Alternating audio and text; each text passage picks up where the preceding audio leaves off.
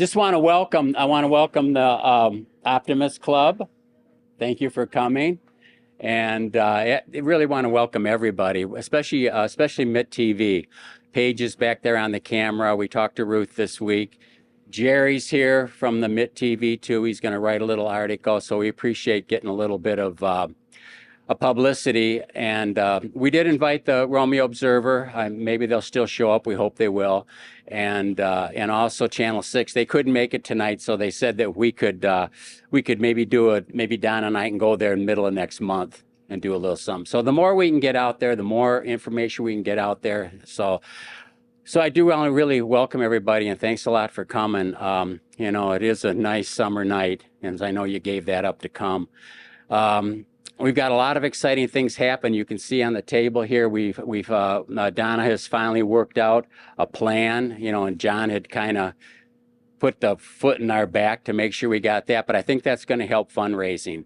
So are you ready to take over? This is Donna Fullen. Donna, let's a big hand for Donna. You don't know what she does. She really does a lot. Thanks, Richard. Hey, everybody. Welcome. That's the agenda that was in your email. And so I'd like to start and invite, wait till everybody's got pizza in their mouth. Invite Sue Weirs and Sue Posch if you wanted to give us an update on the garden walk and the raffle and oh no, Kim Voss, sorry. Sue's later on. Are you ready, or would you like me to do something else first? All right, I'm going to bring up I thought I'd bring up the fiscal report. Okay. Yeah. So take it away.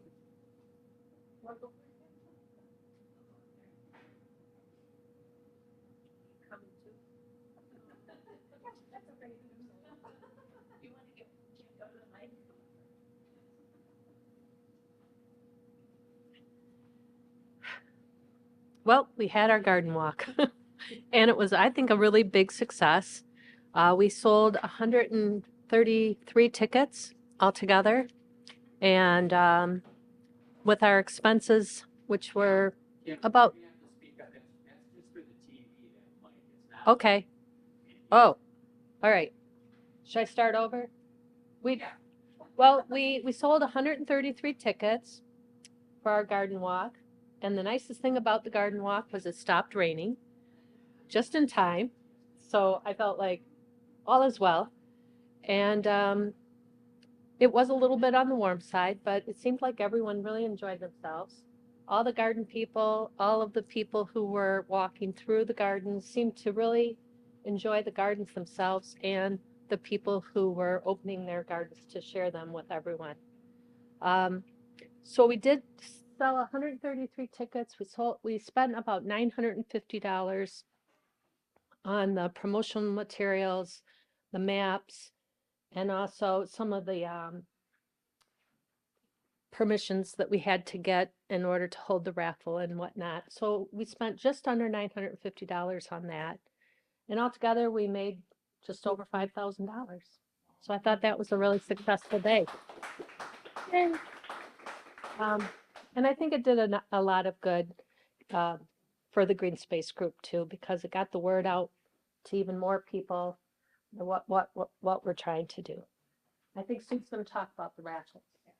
I'm going to add a quick note. Come on up, Sue. I just want to do a shout out to this event was co-hosted by the Romeo Historical Society and the Romeo and Juliet Garden Club, both of whom contributed to the expenses and co-ran it and did a ton of work. And I really, want to thank everybody, especially Kim, for just doing such a great job. And then Sue did a magnificent job of managing our raffle, so I'll let you. Yep, I managed the raffle and I had 2 other helpers and it worked out great. I'd like to thank the Raps, first of all, for letting us stay at the Abbey and putting us under the covered porch with all that sunshine. It was a long, hot day, but I think it was really good. We ended up with, if you do the numbers, we ended up with 1,000 raffle tickets that went under the various baskets. We had 9 people donate gift baskets, and we had at least 9 local businesses who donated gift cards. And with their donations, we had 32 gift cards that we gave out. The total donations came to over $2,000. We got a lot of positive feedback about the things that we had for the raffle, and I just think it was great. Thanks, Sue.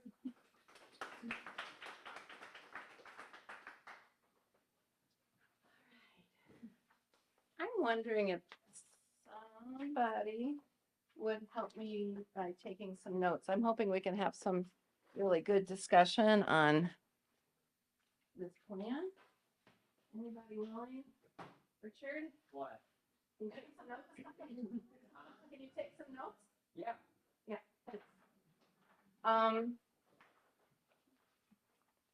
All right, so first of all, I wanted to give you an update on our communication with the Board of Education. We met last month with Todd Robinson and Vicki Lasky, and we have our next meeting is this Thursday. We're setting up a monthly meeting where we're, looking at our milestones as we move forward, and it was all very, very positive. We're getting questions answered from them, and then we're working on answering questions. And so a lot of the status of where we are and the questions that we're working on are kind of addressed in this project profile here. So this is where we are right now. And really, until we have started having the good two-way conversation, with, Dr. Robinson and with the board, fundraising had sort of paused for a while. But now we feel like we've got the story we need to tell, and we're ready to relaunch it, working with the Community Foundation to, we've already started making contacts with foundations, looking at how we can wrap up that fundraising. But as we talked about, it seems they seem to have the same concerns that we have, as we talked about when we met last time. We really need to look at that long-term plan. Where are we going with this? Where is it going to end up? It's not just something we're going to dump in the lap of the village and say, well, that was fun, we're done.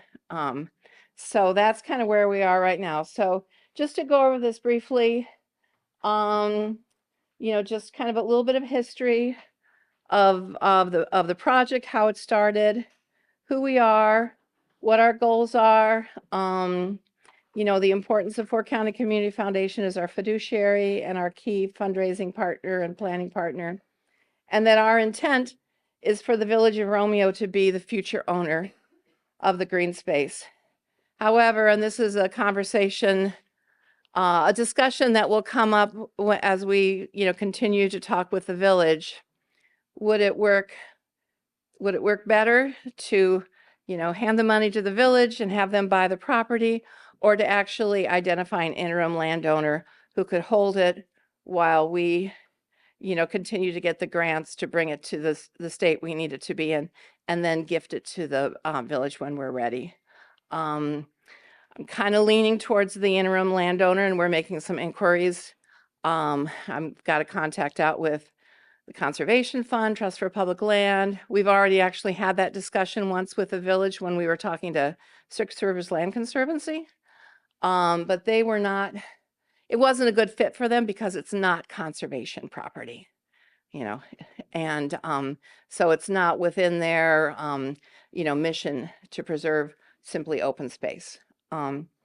So there's that thought that still needs to be developed and decided on. The market of we had set our fundraising goal at $500,000 just to get ourselves going. The market of the value is now estimated. We've got appraisals at $800,000 or more. So we are, well, I'm just going to jump ahead sort of to fundraising goals. Really, if we look at where we are right now at $350,000, and then we're launching our fundraising, relaunching our fundraising committee to continue that local fundraising up to $500,000.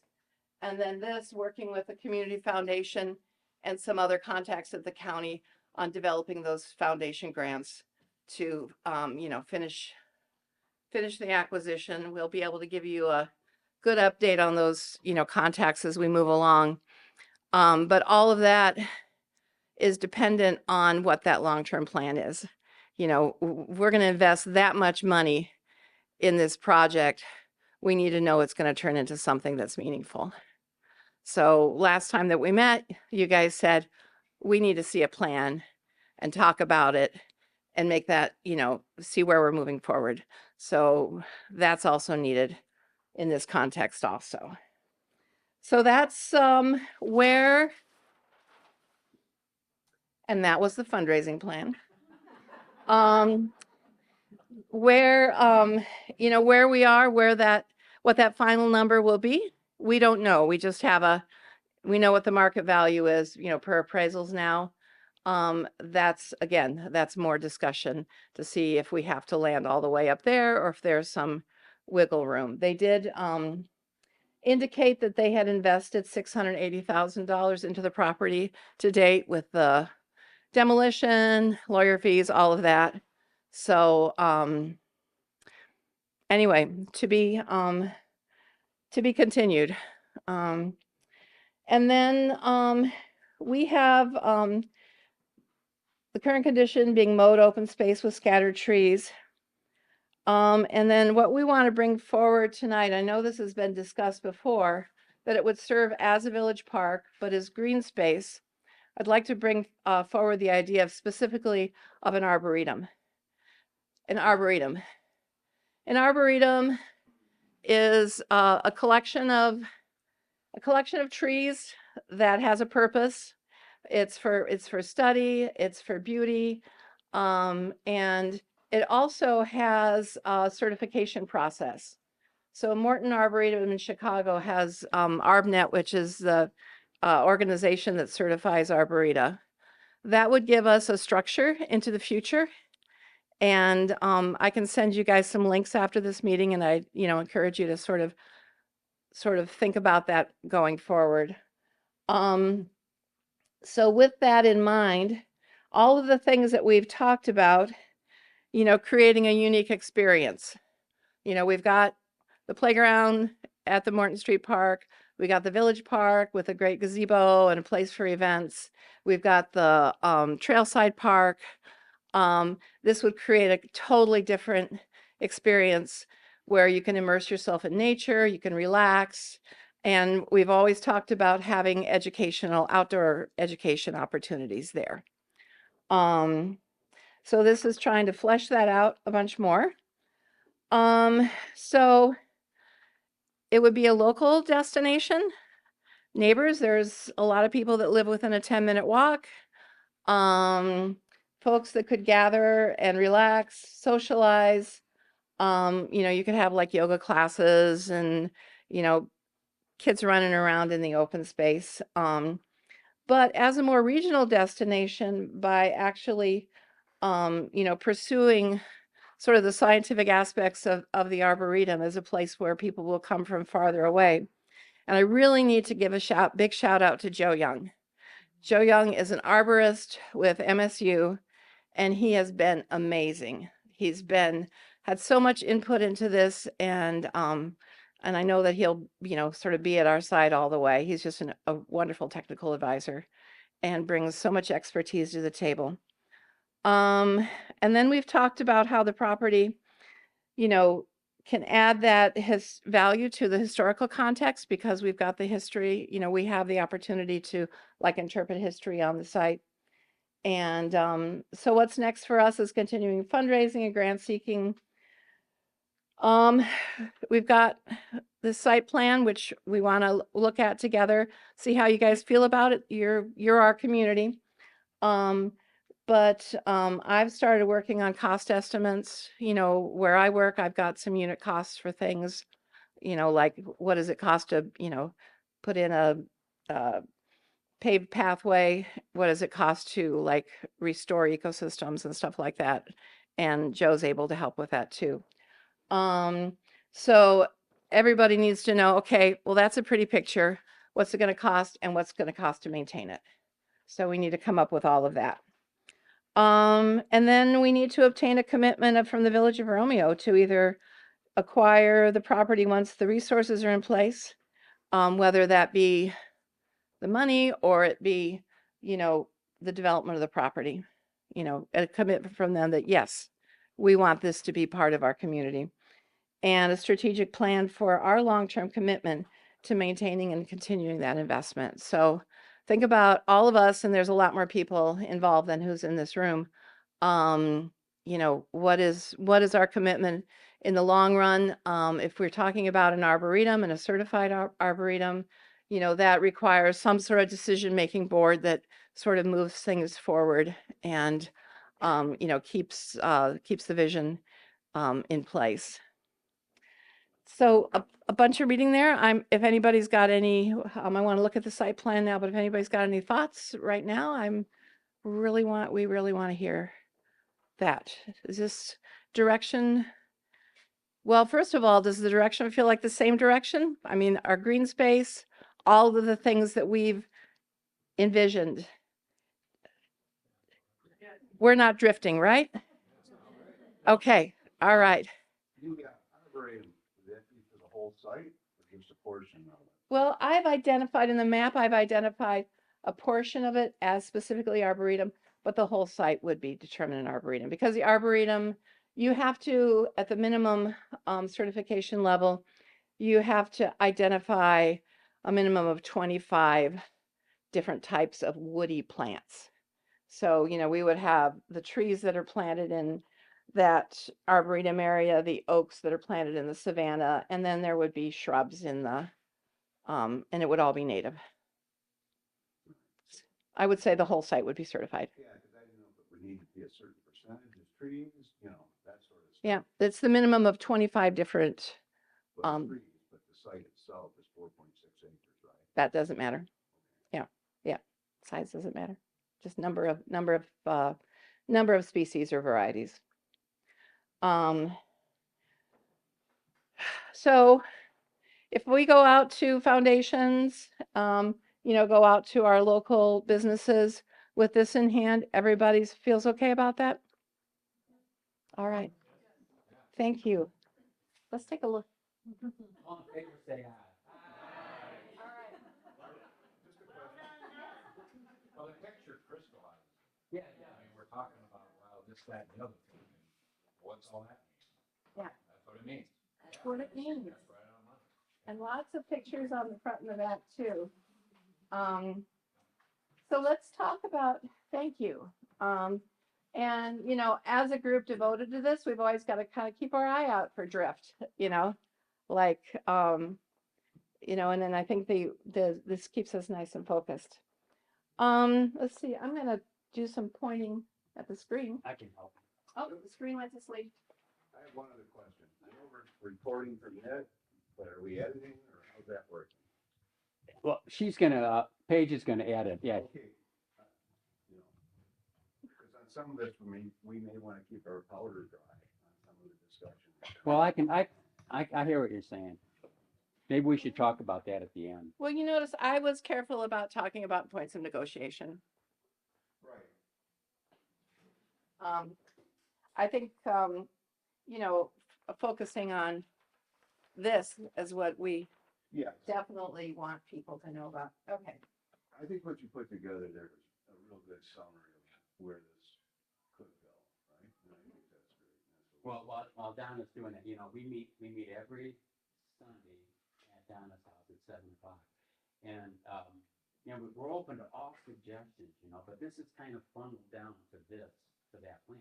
Like, remember when we went to the school board, like back in, Yeah. well, about over a year ago now. A splash park, a dog park, we were all over the place, but then we just slowly came down the funnel to green space. Yeah, the distractions are on the way. Mhm. Because Yeah. we just know we wanted to stop the development. We didn't know what we were doing, and we ran into this angel. Yeah. And you guys and all the other folks that are involved focused us in. So we're trying to express that focus. So let's take a look. I've got, so mowed open space in the middle, which is just what is there now. You know, remember, we want low cost and low maintenance. Looking at leaving the Thompson Place right of way free and clear. It's, you know, even if the property's odd, it is the villages.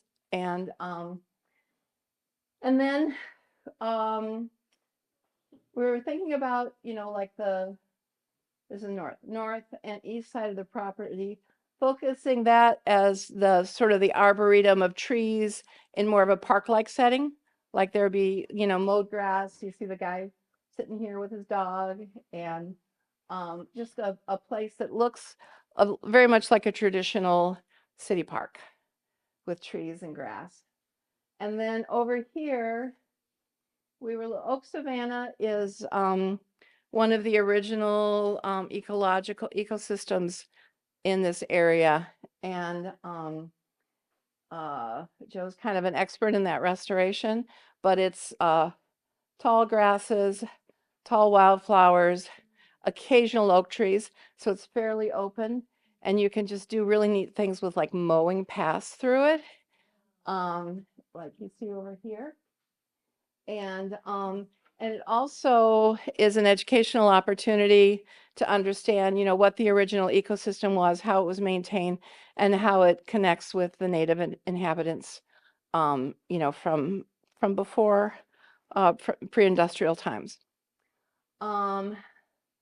That would be, and also continue mowing along. This is the east side of the property, west side of the property. Continuing to maintain a mowed border, because when you have tall, you know, rain gardens and tall plants, for people to accept it, that sort of hard edge, mowed edge is really important. You know, it says we intended to do this. This is, you know, this is totally intentional. Down here, this is where the drainage issues are. And and I've got an explanation on the back too. Bioswales is the using natives that have long roots and that will filter water as it runs down, prevent it from, you know, carrying a lot of sediment, slows it down. There actually is, there was a drain in there that they uncovered when they built that rock-lined retention area, which is now buried again, just because of all the silt coming down through that gully. So developing that using what's called green stormwater infrastructure and sort of the soft engineering to manage that. And then you would have a regimen of making sure, like once a year, that drain stays clear. I have a call into Clinton River Watershed Council, and they have a program that they participate in called Water Towns. And that actually is partnering with local communities for those long-term, you know, green stormwater solutions. So they're going to be coming out in the next week or so to take a look at it. The Water Towns concept means you actually get a free engineering plan. So if, you know, if we were approved for that, they would be able to give us a plan for, you know, and we would have the costs for developing that. So within there, I've lumped pollinator gardens in there also, but pollinator gardens is where we take the natives and we make sure there's, you know, overlapping seasons of bloom. And we want our natives to harken back to the original landscape, but we also want them to be beautiful. And pollinator gardens are there to be beautiful and to draw the pollinators. And, you know, so we've talked a lot about that. That's, and then, accessibility. We've always said we want to welcome everyone. And so I've sort of suggested where the potential spots are for accessible parking and where we might bring in, so like a gathering area that would be paved and connected to a paved pathway. So maybe like a small one and sort of a main one and a small one.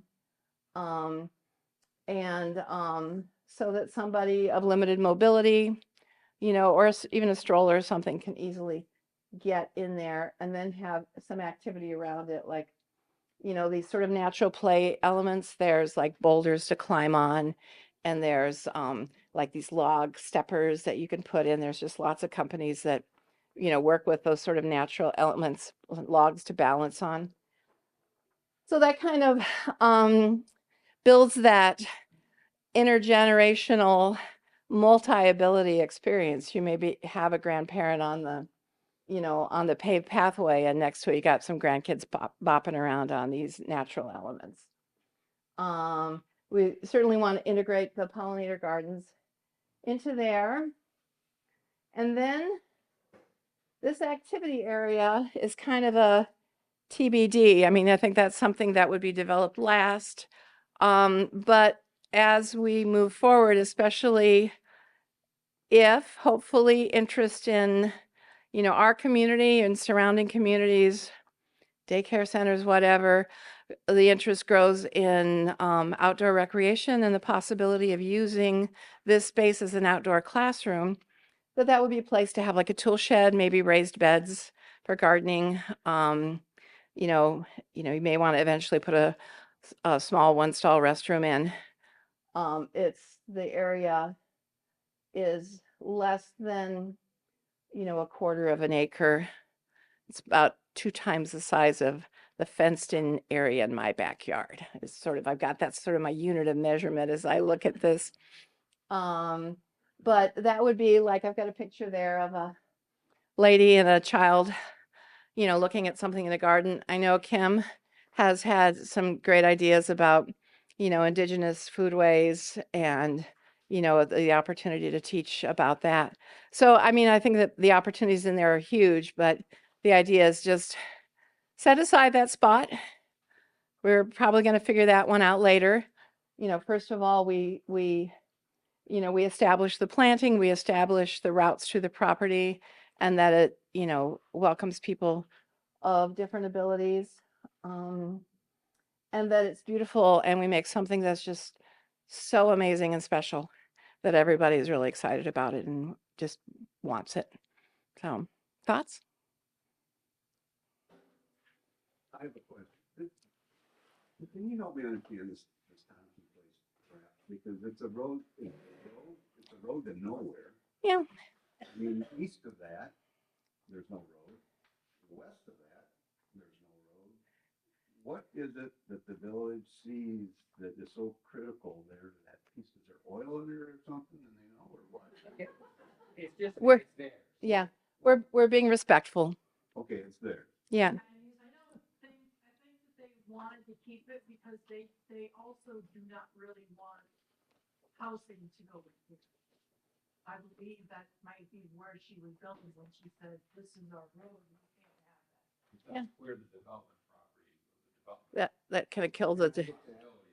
Yeah, yeah. And that's a positive. And this is sort of in line with approaching with respect for what's been expressed as a priority. I would like to ask if we could use, this would be the very best accessible, parking here is where, that apron to the parking lot still comes, so that what this is about is we don't approach the village by having filled in Thompson Place. We approach it by saying, we've left it alone. Can we have a discussion about this? That's fair. Yeah, I was trying to understand. Yeah. Because when the school was there, was the school on it? Yeah, it was covered in buildings. Yeah. Yeah. Because I Yeah. saw a little picture where there's rows of trees that ran alongside of it. Yeah. Yeah, definitely. Oh, the old picture that shows the maples back in the early 20th century. Oops, we're gone again.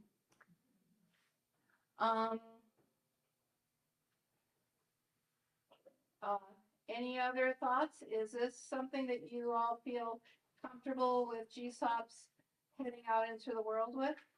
Yes, absolutely. I do have a question about the plantings. Mm-hmm. Several months ago, the garden club had a speaker come in from Oakland County and talk about plantings. And they specifically came in on native Michigan plants. Mhm. Which are not necessarily native plants to neighboring Ohio or Illinois or anything. Yeah. Is that what we would be looking at? I would say native to Southeast Michigan. We want to use the genotype that is present here. Yeah. There's also some thought, and this is like, real sciencey, and I haven't really read up on it. But as the temperature changes, there actually will be migration of ecosystems north. So, we may be hosting genotypes that are more Ohio. But at this point, like I know at Oakland County Parks, we aim for genotypes of Southeast Michigan. Yeah. No, that is a priority. Any other thoughts? Thanks for coming. Bye.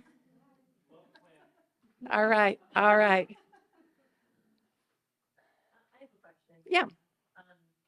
So even though we see many shades of green, Mm-hmm. really there's a lot of the space that will be similar to what we see now. It'll be mowed space. Mm-hmm. But it's not going to be different colors of green, obviously, on Yeah. the actual lawn.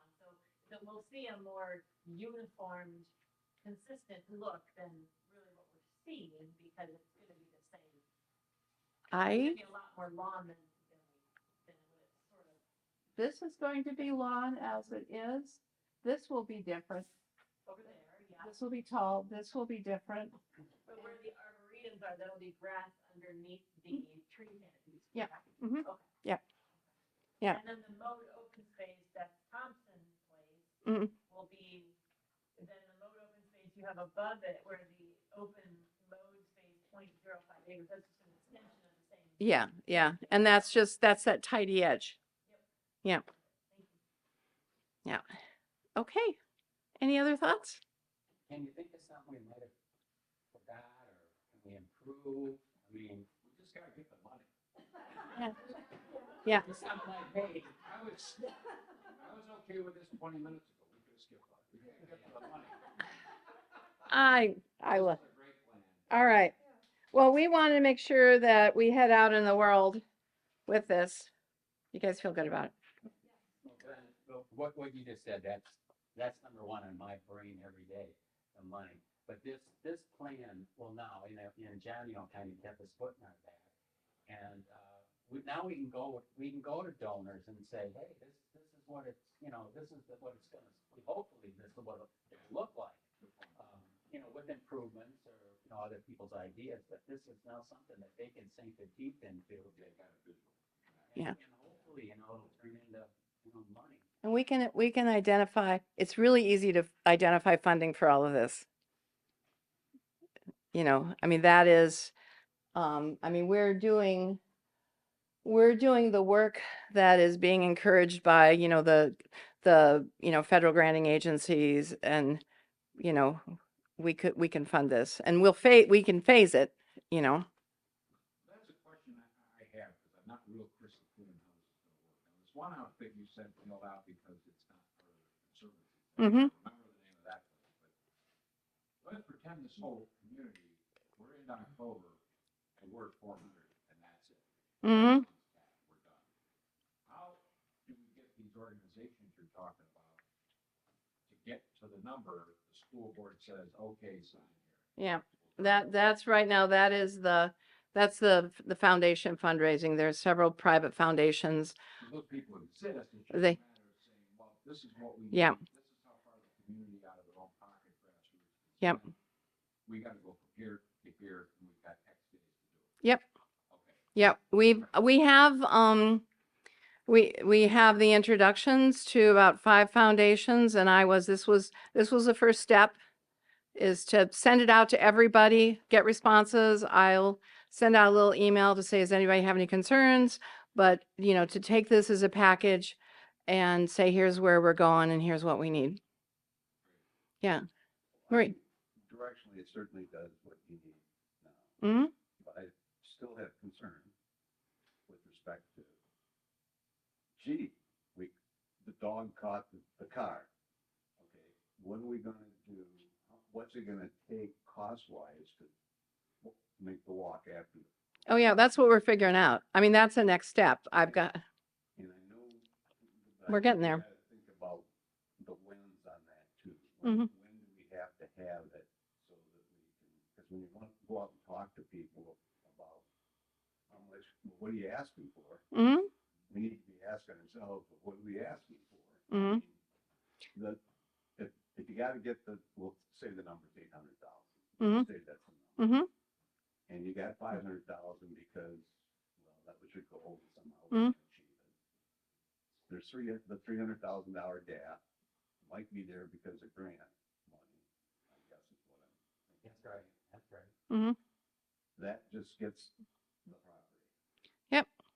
Then we should have an idea, how much is it gonna cost us to do what we want to do? Yep. I understand it's a phased approach. but Yeah. We need to talk about, well, what will the phases cost us so we kind of know. Yeah. Because when we And- talk, our initial installation. Yeah. I mean, that's all, Yeah. that's all doable. Initial installation means all that. Yeah. What's it gonna cost? Yeah.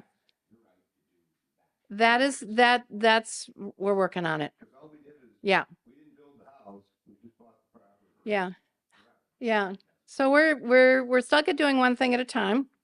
So we got this far. We have the information, the unit costs of all of this is available, and we just haven't done the work yet. So that's what we're working on now. But why work on it if we don't know if the concept is going to float, right? I think the concept. Yeah. So we'll work on that next. We should have that in the next couple weeks. As soon as we got it, we'll shoot it out to you guys, or we'll get together again and take a look at it. I'm looking at, yeah, no, I'm not gonna start. I've got some numbers. I'm not gonna start putting them out there now. So, but yeah, no, we will do that. There will be this phase will cost this phase will cost this. Yep, absolutely. Marie. We need that in order to really get the money for building the house. Yep. What's the timeline on grants? So if we go to businesses, let's say we can get to the 500,000, but we still Mhm. have that gap. Mhm. What is the timeline for applying for grants and how long does it take to get them? You know, like that? It varies. It is a very tight schedule. I mean, if you go to funders, if it fits within their priorities and see if they'll work with you, that's also another benefit of, having an interim landowner that we could look at some gap financing too. Yeah. So if there's a grant in the works, but the money's not gonna show up, then, we look at some sort of interim financing. What county's a fiduciary? So they're Mm. handling the funds and Mhm. keeping it all straight and legal and all that. Mhm. But what about their access to their, Yeah, they're gonna, I mean, could they be a player in this? yeah, deal? they are. Yeah. Okay. Yeah, no, they're gonna be approaching, the funds that they feel are, relevant to the project. So we're gonna throw out a big net. And as far as the local fundraising, we're gonna shoot for surpassing 500. We're gonna keep going. It's not gonna be like, oh, good, that's done. So, yeah. Um, Well, what does that mean? You got some people that you can talk to about getting, because we got 150 to go, right? yeah, no, we've got a list of folks and businesses, but we paused because we needed more of a story to tell. So now I've got a fundraising committee every Wednesday night at my house at 7 o'clock. Anybody wants to come and grab a piece of the list, they're welcome. What package we're going to put together is this, a real simple letter with a really specific ask. We're not gonna, go down to the gas station and try to shoot the moon. We're gonna say, try to make appropriate asks and then follow up on them. So personally. So anybody just, hey, tell Richard to take a note if you want to be a part of that. I just have a quick question. Uh-huh. On Prospect Street, there are those parking spots that are there right now, and I'm assuming that it's there's residents that live on the other side of Prospect Street who are parking there. Is that going to figure it is going to be an issue? That needs to be investigated. I mean, and that also we would be, probably be responsible, you know, that property is responsible for maintaining those parking places. So, I mean, I would think they would be, that would be parking for the park, and also on the other side where it says no parking where the bus lanes were.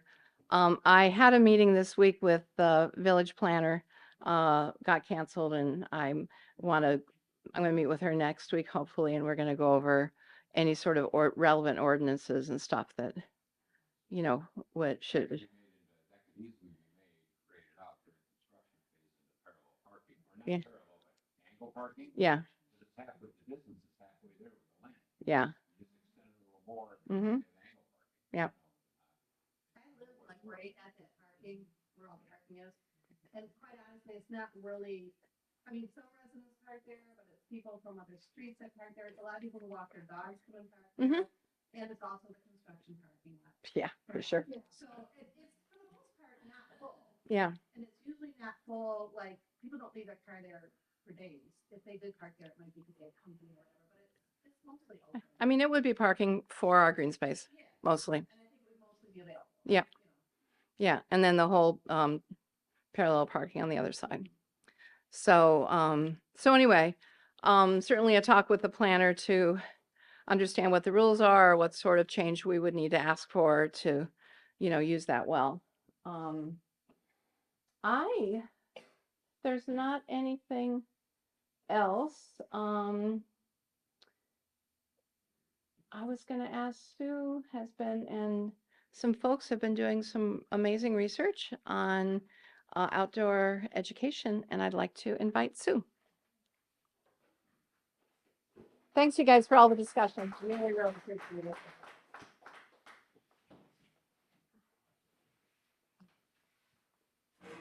So,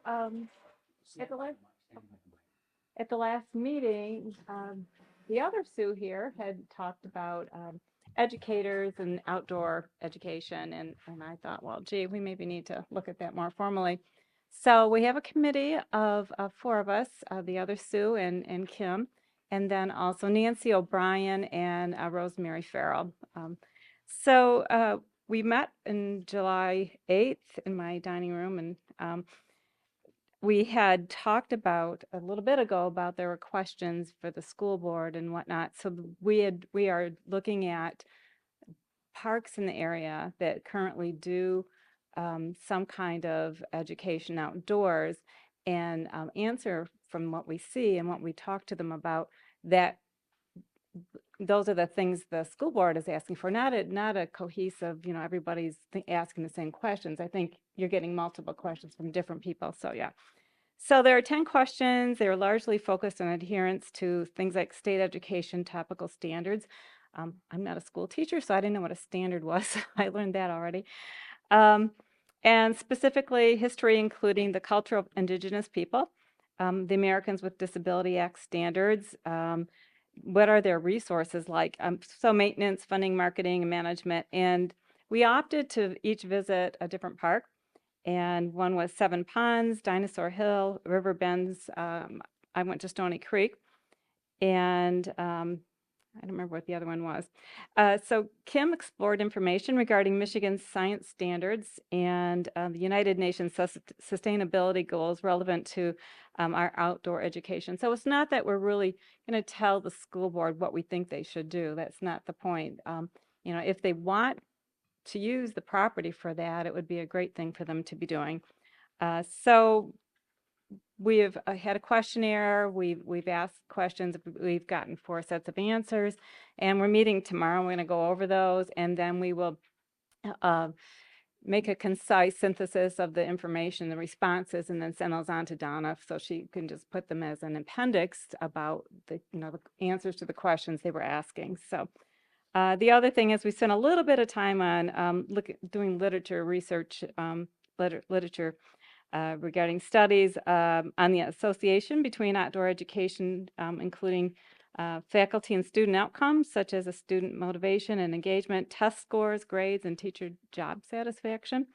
And things like studies with the association between green space and physical and mental health benefits. And that really is true for both children and for adults. So, so that's pretty much it. Any questions? No. Okay. Thanks. Oh, I may as well talk about the, I see I'm up there for one more thing, our stories while I'm here. Okay. So not a lot's changed since last time. I think we have 8, the last I looked at it, and they're each quite different from each other. And I've learned a lot from them. So if there are any coming up, then I think I'll do a better job than I did to begin with. But it's been a nice trip just to people to discuss with them what they remember and what I remember from being in school there. And we had 3 sisters. One was my kindergarten teacher. I think I mentioned this last time, and her two younger sisters, and they all went to the original high school, the first high school there. So, and if anybody wants to be interviewed, let me know. Just get a hold of me, and I'm glad to do that. And everybody who's done it seems like they've been really happy with what they did. They were pleased to do so. Okay. Thanks, Sue. Yeah. Yeah, I mean, then this is like all the different parts of this taking the deep dive, like we need to take the deep dive into the costs, into the outdoor education bit. And have you guys checked out the stories? Yeah. Not sure where it is. It says, it looks like it'd be in the volunteer section. Uh-huh. So maybe moving it. Okay, we'll make it a little bit more visible. John has an education concept to share with you, and I'm going to bring up, if you want to come on up, John. Yeah, I thought you could show the map. I mean, the site plan here. That would be interesting. Go.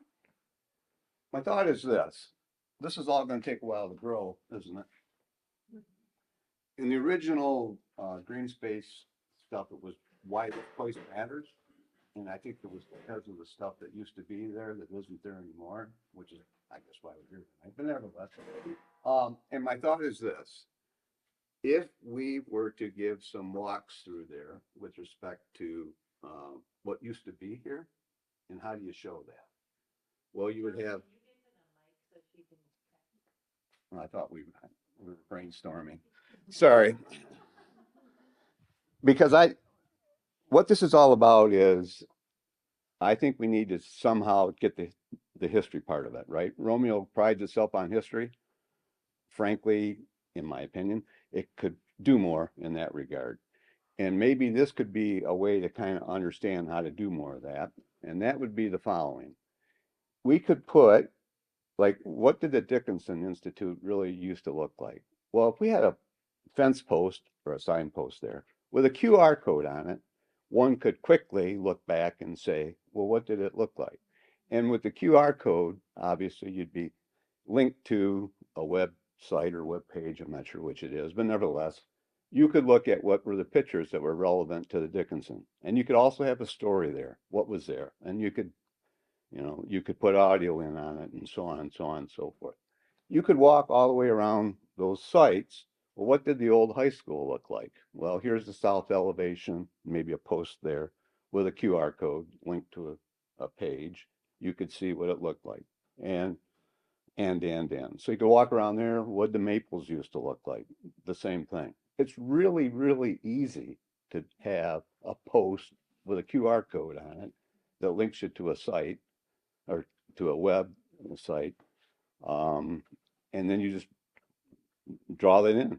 You look at the old pictures. You can look at maybe what the story was behind it, and. So you can do that well before you've planted anything. And so people can get a virtual walk, if you will, not real virtual, but nevertheless, a walk through the history. And Donna doesn't want to do drift, so I probably shouldn't go any further, but I could see where, if you wanted to drift, huh? Well, you can show that, but this is just what some people are doing. They're doing it in cemeteries. People are putting QR codes on headstones, and then you can go back and tell the story of your loved one. right? Just pull it all in. I don't know why Henry Malberg isn't doing that, but I guess he's not that. Sorry, it's being recorded. These are like historical graves that they. But nevertheless, the same thing. You can just, with a QR code on a post or wherever you have it, you can easily call in a website that would describe what the history of the place was, what it used to look like, and so on and so forth. So Pretty cool. and so you can do that immediately. Yeah. Yeah, interviews, the whole thing. And if you have those on your phone, it'll look at whatever you scanned. You'll have a history there, and you can even go home at night and say, well, what was it I looked at, and go back to that website and look at it. That's powerful. That's something where you got living history right today. And you got a lot of people that are probably interested in coming there. You know, there are a lot of people in the area who go to Blake's to be entertained, to take their kids there. You know, the place is packed. The neighbors don't like it, candidly. I've seen some of them complain about it. Nevertheless, that's the concern you might get if you make this so nice here that people will want to come, and you know, that's the unintended consequences, I guess, that come out of that. Pardon me? Hundreds, if not thousands of people coming into Romeo. Mhm. Yeah, Yeah. right.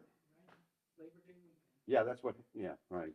So if you really make this something that some communities are kind of sort of starting to do, you can do that. Yeah, and I can give you the links to the stuff, and you know, we can push that out too. We can send some follow-up information out. Yep. You know, another thing too, I think if we're asking businesses to donate, if we could somehow acknowledge them, but we could do it with the QR code and say, here's our donors. Sure. Our corporate donors. Mhm. So, because I think if we're asking businesses who really aren't getting, this is not benefiting them directly. But we can acknowledge that they helped us do this. I think that's important. Yeah, doing that virtually would be a way to get to that quickly. I mean, I think that when we're looking at like this area here, you know, we may want to have some sort of signage, you know, here are all the folks, but really it's not just the big corporate donors. It's just tons of, But that's a fast way to do it. yeah, that would be a way to get there right away. That's, Because I could see frankly, you could do this throughout the site. yeah, Want to teach people about the trees that are there, the plants that are there. yeah, it could be part of the Arboretum education aspect. Right. And that way, with all due respect, you haven't polluted the green site with a lot of stuff. You kept it pretty, you let the green space be the thing that people are seeing. Let's face it, kids today, they understand this technology inside and out. Even I do, which is, you know, it's not that hard, you know. Mhm. I mean, to do it off your phone, you know, to bring in an iPad, you know, just to make it bigger and so on and so forth. Just scan the QR code, there it is. You know. And my wife accuses me of going on and on. I can see I'm getting that. Yeah, getting that look. Well, 3 minutes are up. Yeah. Well done, Richard. There's nothing here on that. But honestly, if you really wanted to go far, as technology gets cheaper, you can really start doing virtual walks. And if we got people involved in creating 3D designs of those buildings, you can do virtual walkthroughs of the old school. Mhm. Oh, wow.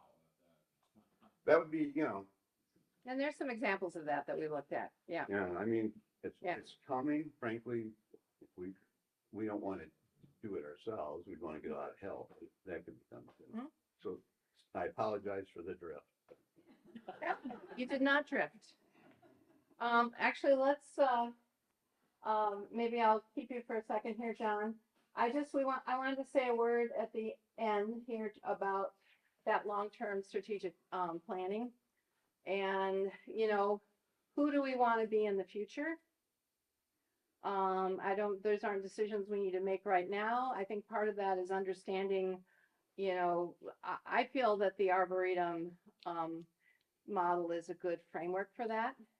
That would, once again, mean we don't have to like create like a huge nonprofit. We just need to create, you know, what can, you know, manage volunteers and, you know, keep the fundraising going and stuff.